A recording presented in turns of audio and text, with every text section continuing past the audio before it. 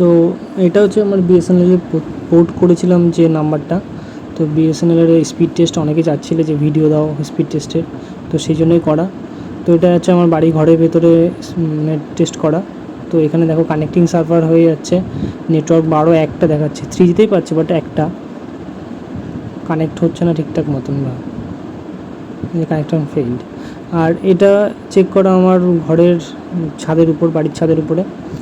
দেখো এখানে নেটওয়ার্ক বার কিন্তু ফুলই আছে, 3Gতে পাচ্ছে, মাঝে মাঝে 3G 2G সবই আসছে, কিন্তু নেটটা ঠিকঠাক চলছে না। এখানেও দেখো কানেক্টিং সার্ভারই হয়ে যাচ্ছে, কল আসছে, মোটামুটি কথা ভালোই শোনা যাচ্ছে, কিন্তু নেটের একটু প্রবলেম আছে।